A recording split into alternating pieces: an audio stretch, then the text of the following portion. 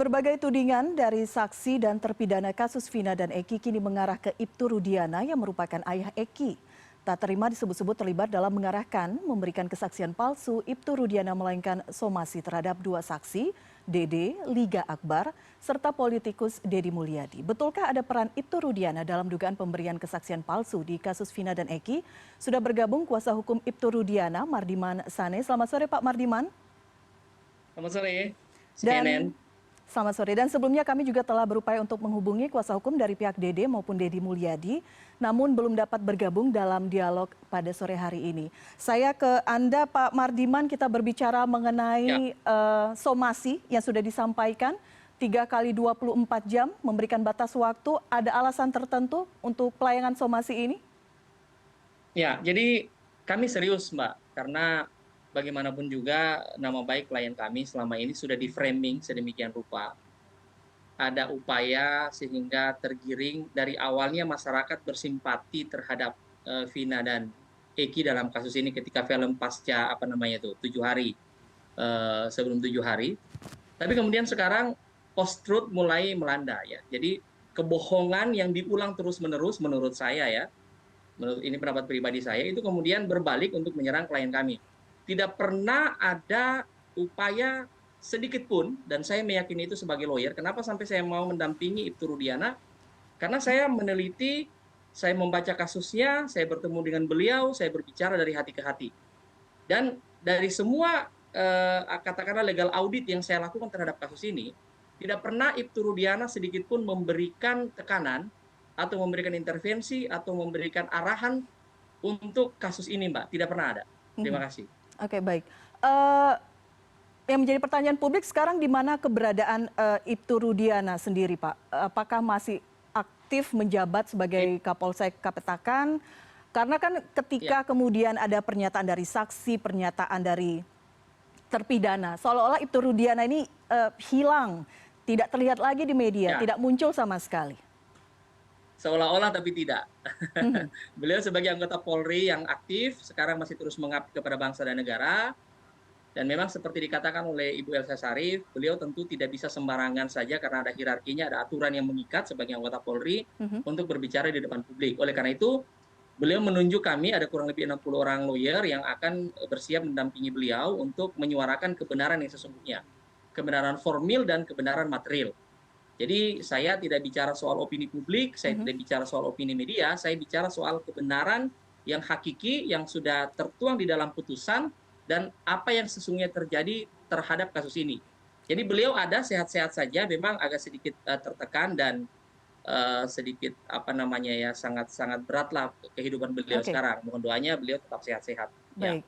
Tidak muncul ini termasuk arahan dari pihak kepolisian, institusi tempat Ibtu Rudiana bernaung? Saya tidak ingin mengarah ke arah sana, tapi yang jelas sebagai kuasa hukum, kami akan menjawab mulai hari ini, mulai detik ini, kami akan menjawab seluruh pertanyaan media itu untuk dan atas nama klien kami. Jadi kalau saya tampil di CNN sore ini, apa yang saya ucapkan itu juga diucapkan oleh Ibtu Rudiana. Kira-kira begitu, sama aja. Oke, baik. Oke, karena mewakili Ibtu Rudiana dan sudah memberikan pernyataan terkait somasi, apa yang kemudian menjadi pemicu salah satunya adalah keterangan dari Dede. Kita akan simak bersama pernyataan Dede, saksi kunci dalam kasus Vina dan Eki. Saya bilang ke Pak Rudiana juga pada situ, Pak, buat dijadiin saksi apa? Anak saya meninggal katanya. Nah, sedangkan saya tidak tahu kejadian itu. Dan saya pun tidak kenal nama-nama dan muka, dan peristiwa itu emang tidak tahu sama sekali, Pak. Nah, terus apa kata Rudiana? Kata dan Rudiana, dia bilang, Pak, ya udah ntar saya kasih tahu katanya. Ya setelah dikasih tahu, pada saat nongkrong di situ, pada saat ke warung ada orang segerombolan nongkrong, terus melihat pelemparan batu kepada anaknya Pak Rudiana, nah terus dilempar batu itu tidak kena, terus pengejaran membawa bambu, nah terus setelah itu ya tidak tahu kejadian itu lagi Pak. Setelah pengejaran tidak tahu. Sudah sampai situ doang. Tadi kan kamu ceritakan bahwa kamu diarahkan oleh Aep dan Rudiana. Saya mau lihat perannya masing-masing. Aep ngomong apa, Pak Rudiana ngomong apa? Aep ngasih tahu, bilang aja ya ada segerombolan orang di situ. Baik. Terus Pak Rudiana? Pak Rudiana ngasih tahu masalah motor sama nama Pak. Nama-nama. Iya, motor dan nama saya tahu dari Pak Rudiana, dikasih tahu sama Pak Rudiana. Oh, nama-nama pelaku. Nama-nama pelaku. Iya. Apa katanya waktu itu? Kan saya bilang saya nggak kenal Pak nama-nama pelaku. Muka pun nggak kenal. Terus kata Pak Rudiana, ya udah ntar saya kasih tahu nama-namanya pelakunya. Oh, dikasih tahu. Dikasih tahu. Masih ingat nggak nama-nama itu? Nggak ingat Pak saya Pak. Oh, tapi nggak mengingat soalnya kan nggak kenal Pak. Oh. Nama pun pas saat di situ kan dikasih tahu. Oh, tapi di situlah diberitahu, katakan gini aja katanya. Iya. Gitu ya. Baik, itu keterangan dari Dede, salah satu saksi kunci kasus pembunuhan Vina dan Eki. Mungkin ada tanggapan Anda?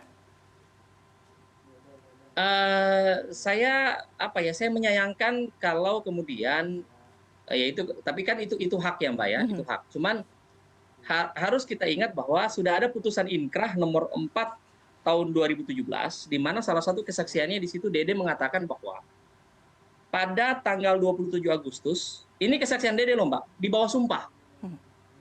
Di bawah sumpah di depan pengadilan. Dan Dede tahu apa konsekuensi orang yang memberikan kesaksian di depan pengadilan mencabut padahal dia sudah di bawah sumpah.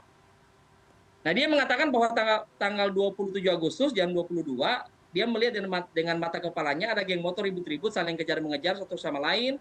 Salah satunya dengan ciri dahnya ditempel tensoplas. Kemudian kejar-mengejar.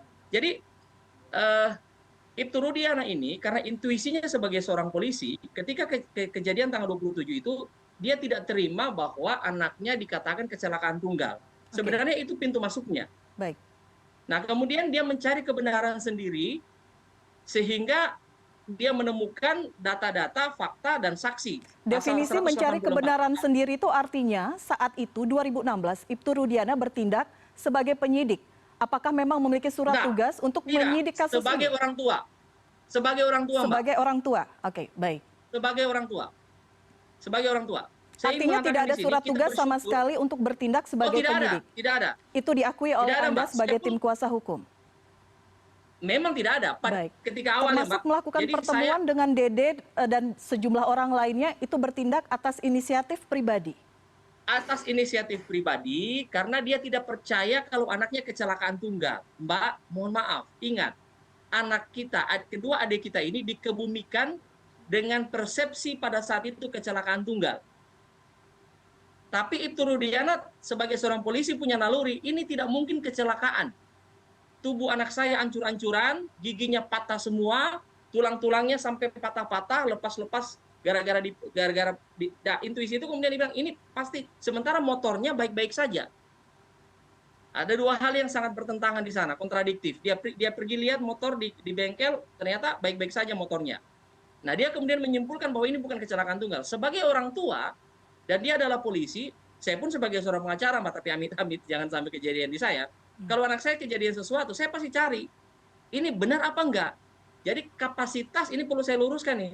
Kapasitas Ibtu Rudiana di awal ketika mencari kebenaran, itu sebagai orang tua Eki. Baik. Bukan sebagai polisi, bukan sebagai penyidik. Baik, jadi keterangan pertama, Dede dan sejumlah pihak lainnya, itu yang mendapatkan adalah Ibtu Rudiana.